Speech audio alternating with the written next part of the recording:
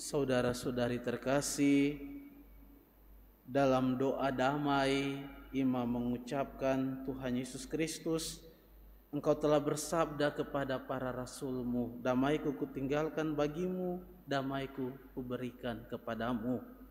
Di mana kita mendoakan kembali apa yang disampaikan oleh Tuhan kepada para murid-Nya.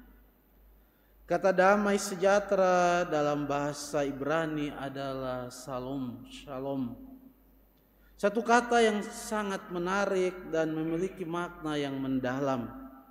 Kata shalom pertama-tama diucapkan oleh Allah kepada Abraham sendiri ketika Allah menjanjikan akan memberikan kepada Abraham keturunan sebanyak bintang di langit, pasir di laut, dan kemudian akan memberikan tanah terjanji, sebuah tanah damai kepadanya. Dan kata ini diucapkan Yesus sesudah ia bangkit kepada para murid-Nya. Damai sejahtera bagi kamu. Kita ingat dalam cerita penampakan ketika Thomas tidak ada bersama-sama dengan para murid yang lain.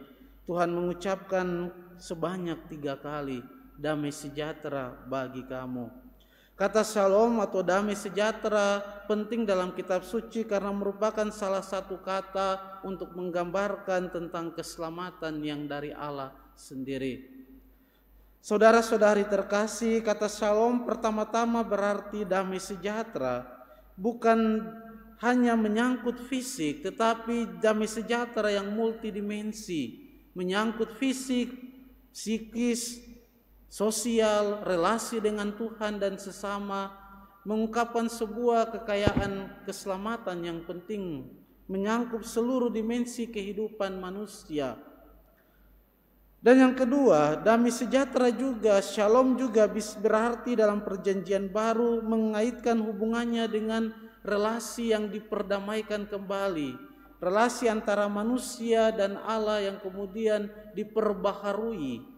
Sehingga shalom juga berarti pendamaian antara Allah dan manusia dalam diri Yesus sendiri.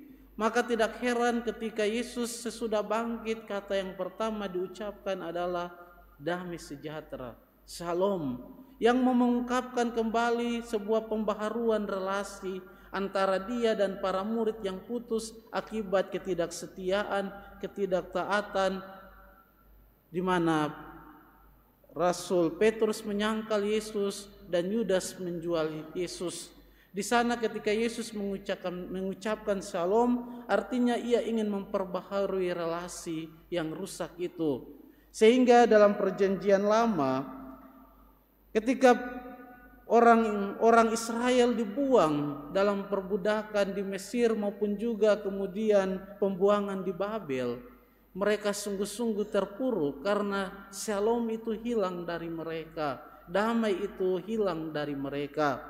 Dan shalom sendiri juga dalam literatur kenabian teristimewa dalam Yesaya dan Mikha itu juga dikaitkan dengan diri Allah sendiri, sehingga dikatakan bahwa ada nubuat tentang kedatangan Raja Damai, Shalom, Pangeran Shalom, yang kemudian digenapi oleh Yesus sendiri. Sehingga dalam artian tertentu Shalom berkaitan dengan diri Allah sendiri. Saudara-saudari yang terkasih, kalau pada hari ini Tuhan berkata damai sejahtera kuberikan kepadamu, damai sejahtera yang diberikan bukan seperti yang dunia, maka Tuhan sendiri sebenarnya memberikan dirinya kepada kita, Sang Damai, Pangeran Shalom yang dibuatkan dalam perjanjian lama. Maka damai sejahtera itu menunjuk pada Kristus sendiri yang memberikan hidupnya kepada kita. Maka dalam liturgi kita mengawali liturgi dengan ritus tobat untuk membersihkan diri kita supaya nanti kita layak menerima Shalom, menerima damai sejahtera dari Tuhan. Dan teristimewa dalam komuni kudus kita menerima shalom Sang Damai itu sendiri dalam hati kita sendiri. Dan pada akhirnya dalam ritus penutup kita dipanggil seperti para murid ketika Yesus mengutus mereka. Yesus mengatakan, pergilah dan katakanlah damai sejahtera, shalom atas rumah ini. Ketika orang itu layak menerima shalom-Mu, maka shalom itu tinggal, Allah tinggal bersama mereka. Tetapi tidak, maka shalom itu kembali kepada kamu sendiri.